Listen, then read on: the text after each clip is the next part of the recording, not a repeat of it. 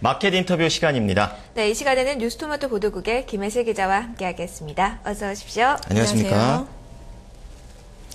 자, 오늘은 한국은행의 금융통화위원회 회의가 예정이 되어 있는데요. 기준금리가 어떻게 될지 그리고 통화정책 흐름까지 오늘 마켓 인터뷰에서 알아보도록 하겠습니다. 자, 우선 글로벌 동향부터 좀 살펴보도록 할까요? 네, 올해는 세계적으로 통화정책에 이어서 중요한 전환점이 될 것으로 보입니다. 선진국 주요 은행들의 기존의 물가안정 통화정책, 즉 인플레이션 타겟팅을 해왔었는데요. 최근 인플레 기대를 유발해 안정적인 경제성장을 유발하는 새로운 통화정책인 명목 GDP 레벨 타겟팅으로 방향 전환을 모색하고 있습니다. 네, 인플레이션 타겟팅과 이 명목 GDP 타겟팅의 이 차이가 뭔가요? 네, 우선 우리나라가 아직 하고 있는 방식이 인플레이션 타겟팅이죠. 물가 목표 범위를 정해놓고 이 범위를 넘어설 경우 금리를 조정해서 물가를 안정시키는 방식입니다. 명목 GDP 레벨 타겟팅은요, 지난해 미 연준이 검토하고 있다고 알려지면서 부각된 방식인데요. 연준은 실업률 6.5% 그리고 인플레이션 2.5%일 때까지 제로 금리를 유지하기로 결정했죠. 기한을 두지 않고 경제 상황이 좋아질 때까지 정책을 유지하겠다는 것을 에반스 룰이라고 하는데요. 에반스 룰이 나온 이후 더 적극적인 명목 GDP 레벨 타겟팅이 이행이 예상되고 있고요. 그리고 최근에 일본의 아베노믹스 그리고 영국 차기 중앙은행 총재의 발언이 잇따르면서 주목되고 있습니다. 그럼 이렇게 선진국의 주요 은행들도 그렇고 인플레이션 타겟팅에서 명목 GDP 레벨 타겟팅으로 좀 바뀌는 이런 큰 틀이 변화가 되는 이유가 뭡니까? 네, 역사적으로 보면요. 금융위기를 겪은 이후에는 통화정책이 크게 바뀌었음을 알 수 있습니다. 1930년대 대공황 이후에는 근본이자를 폐지하고 그리고 케이지언의 완전고용 통화정책이 자리 잡았고요. 그리고 1960년대에서 70년대 스태그플레이션을 경험한 후에는 물가 안정 을 목표로 하는 현재의 인플레이션 타겟팅이 자리 잡았습니다.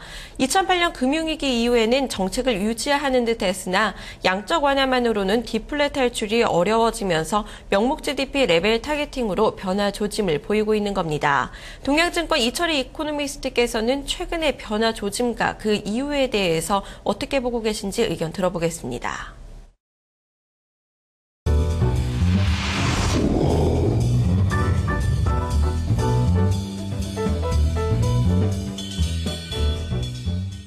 중앙은행이 1980년대 이래 지금 물가 안정만을 목표로 주로 선진국 중앙은행들이 인플레이션 타겟팅 정책을 취해왔습니다. 그러나 지금까지는 그게 경기 안정을 도모했지만 선진국에서 금융위기랑 고령화로 인해서 디플레 압력이 계속되면서 물가 안정 목표만으로는 디플레 압력을 해소하기 어려운 상황이 되었고요. 그래서 미국은 이제 실업률 목표를 도입을 했고 일본은 디플레 탈출을 위해서 인플레 타겟팅이라는 걸 다시 다른 형식으로 도입을 하고 있고 영국은 이제 명목 GDP를 정책 목표로 도입하려고 하고 있습니다. 이와 같이 그 디플레를 탈출할 때는 제로 금리라는 한계가 있기 때문에 인플레 목표만으로는 어렵고 다른 경제 목표를 도입해서 경제 주체들의 인플레 기대를 촉발시켜야 되는 그런 정책 환경이라고 할 수 있습니다. 네, 중앙은행이 명목 GDP 레벨 타겟팅을 하겠다는 것은 이 경제 주체들의 인플레 기대를 높여서 또 디플레를 기대를 종식시키겠다라는 의미로 풀이를 하셨습니다. 네. 이렇게 통화 정책의 틀이 바뀐다면 결국은 의도했던 그런 효과들은 나올 수는 있는 건가요? 네, 연준이 채택한 6.5% 실업률 그리고 2.5% 인플레는 목표를 달성할 때까지 기준금리를 동결하고 금융완화 정책을 지속하겠다라는 의미인데요. 연준의 의도는 경제 주체들의 인플레 기대를 유발해 현금이나 국채와 같은 유동성 자산에 대한 수요를 줄이고 자산 가격 상승으로 부채 비율을 축소시키겠다는 겁니다. 결과적으로는 명목 지출 증가로 이어지도록 하는 게 목표겠죠. 그러면 이 틀을 바꾼다라는 것은 결국엔 디플레이션 탈출이 목표다 이런 얘기신데 하지만 이 디플레이션 탈출 과정에서는 이 각국의 통화 전쟁이 문제가 되고 있죠. 네, 통화 정책은 디플레 탈출 과정에서 나타나는 일반적인 현상이기도 합니다. 자세히 설명하면요. 한 국가가 디플레 탈출을 위해서 금융 완화 정책을 합니다. 이에 따라 통화 약세를 유도했고요. 그 결과 물가 수준이 상승했겠죠. 그리고 다른 나라들도 상대적으로 경쟁력이 떨어질 수 있기 때문에 같은 정책 정책을 취해서 물가 수준을 올리는 거죠. 물가 상승은 실질 임금과 실질 부채를 낮춰 디플레 탈출을 유리하게 하지만요. 경쟁국만큼 인플레 목표 상향을 할 수 없는 나라들은 어느 정도의 통화 절상을 감내해야 하는 겁니다. 모든 나라가 디플레 탈출 경쟁에 동일하게 참여할 수 있는 것은 아니라는 점이 문제인데요. 통화 전쟁은 디플레가 심각하고 부유한 나라일수록 유리합니다. 인플레가 초래되더라도 그 비용은 매우 작기 때문인데요. 반면 여전히 인플레 위험이 남아있는 국가들은 통화 절하 경쟁에 참여해 인플레 우려가 생긴다면 금융완화 정책을 지속할 수 없게 돼 섣불리 참여할 수 없는 겁니다. 디플레 탈출 과정에서 통화 전쟁이 불거지고 있는데요. 동양증권 이철희 이코노미스트께서 향후 통화 전쟁 전망해 주셨습니다. 들어보시죠.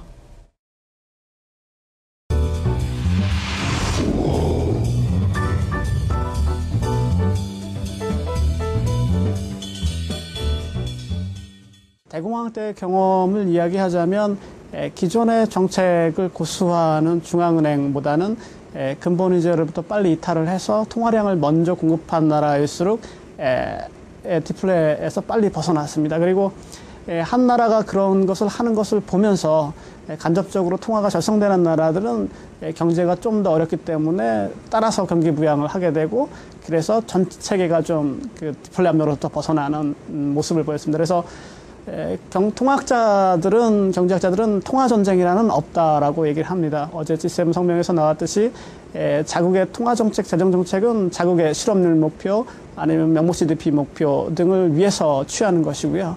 그 결과로 다른 나라가 긴축 정책을 취한다고 한다면 그 나라의 통화가 강세가 되고 부양 정책을 취하는 나라의 통화가 약세가 되는 현상이 당연한 귀결입니다. 그래서 통화 강세를 방어하고자 하는 나라는 자국도 경제 목표를 설정을 해서 경기 부양에 나서야 할 것으로 생각하고 있습니다. 네, 미국에 이어서 일본과 영국이 경쟁적인 부양 정책에 나서게 되면 다른 나라들도 가능한 따를 것으로 보셨고요. 그만큼 세계 경제는 빠르게 디플레 압력에서 탈피할 것이라며 긍정적인 면에 무게를 실으셨습니다. 문제는 일본일 텐데요. 일반적으로 많은 국가들이 경쟁국만큼의 인플레 목표를 상향하게 된다고 하셨지만 문제는 다른 나라들이 과연 일본만큼 물가 목표를 상향할 수 있느냐입니다. 일본 중앙은행이 과감하게 정책을 내놓고 있는데 향후 정책 기조 계속 이어갈까요? 이번 일본은행 통화정책회의 전망 어떻습니까? 동양증권의 이철희 이코노미스트 의견 들어보시겠습니다.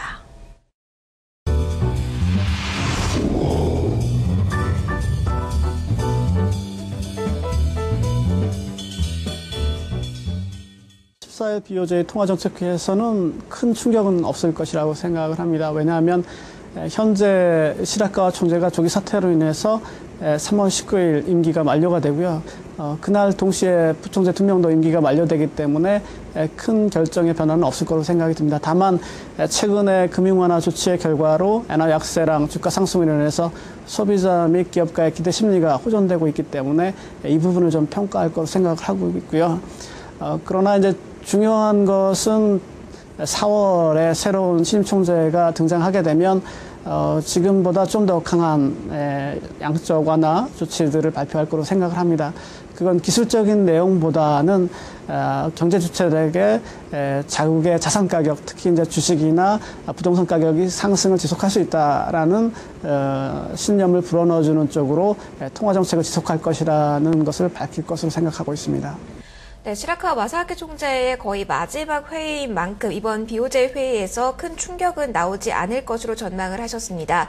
하지만 오는 4월에 새로운 총재가 임명이 된다면 친정부 성향이기 때문에 조금 더 공격적인 이야기가 나올 수도 있다라고 전망을 해주셨는데요. 네. 자, 우리나라 쪽으로 넘어가 보도록 하겠습니다. 10시경에 금통위 결과가 나올 텐데요. 좀 전망들은 어떻게 나오고 있습니까? 네, 한행 금통위가 2월 기준금리를 동결할 거라는데 무게가 실리고 있습니다. 우선 한국 한국금융투자협회에 따르면 채권 전문가 200여 명을 대상으로 조사한 결과 응답자의 84%가 이번 달 금통위가 기준금리를 동결할 거라고 응답했습니다.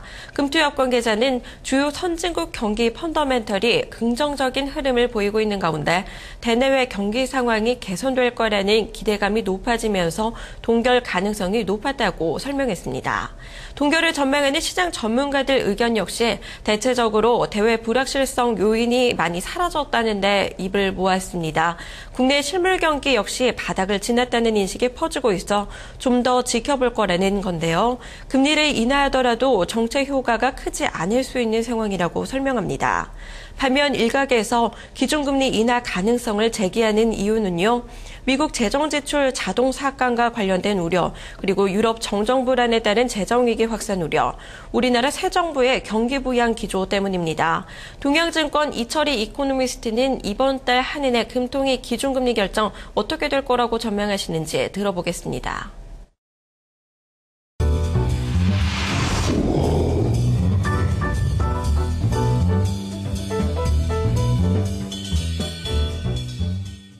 개인적으로는 금리를 동결할 것으로 생각합니다. 경제적 조건으로는 금리 인하를 포함해서 금융 완화 조치를 취하는 게 당연하다고 생각하고 있지만 차기 정부의 목표가 분명하지 않기 때문에 일단 물가 안정 기조라고 하는 차기 정부의 목표에 부합하기 위해서 경제 조치 인플레 기대를 낮추기 위해서 금리 동결 스탠스를 유지할 것으로 생각하고 있습니다. 네, 경기 회복 기대감과 차기 정부의 물가 안정 의지를 반영해 금리 동결 전망하셨습니다. 하지만 금리 인하의 필요성을 주장하셨는데요. 이런 필요성들이 대두되면서 연내 기준금리 인하 가능성과 그 시기에도 관심이 쏠리고 있습니다. 올해 기준금리 인하 가능성에 무게가 실리고 있는데요. 문제는 시점입니다. 시점에는 약간 의견이 엇갈리기도 하지만요. 하반기보다는 상반기에 금리 인하를 단행할 거라는 의견이 많습니다. 특히 한은이 수정 경제 전망을 발표하는 4월, 7월, 10월이기 때문에 4월에 주목해야 한다는 의견들도 나옵니다. 동양증권 이철희 이코노미스트는 올해 향후 기준금리 전망 어떻게 하고 계신지 들어보겠습니다.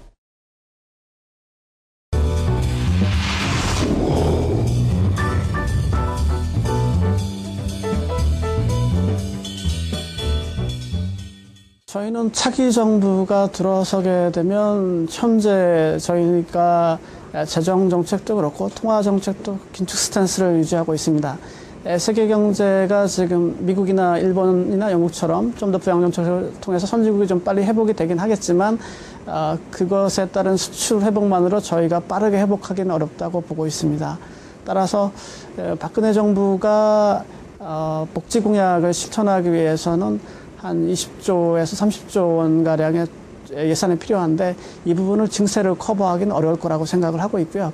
증세를 하게 된다면 그만큼 또 경제에 충격을 줄 것이기 때문에 적자 예산을 편성할 때 좀 더 세금을 덜 걷기 위해서는 명목 GDP를 부양을 해야 되고 그때 아마 통화 정책도 변경이 되지 않을까 생각을 하고 있습니다. 그 정책 전환이 있게 된다면 저희도 이제 다른 선진국과 마찬가지로 경기에 대한 스탠스가 부양 정책 쪽으로 돌아서는 거기 때문에 저희 나라 증시도 지금 디커플링에서 벗어나서 같이 동행하는 모습을 보일 거라고 생각하고 있습니다. 네, 통화 정책은 경기 부양을 위한 완화 정책으로 전환될 것으로 예상하셨습니다. 통화 정책 변화에 따른 주식시장 어떻게 전망하고 계신지 이코노미스트께 들어보겠습니다.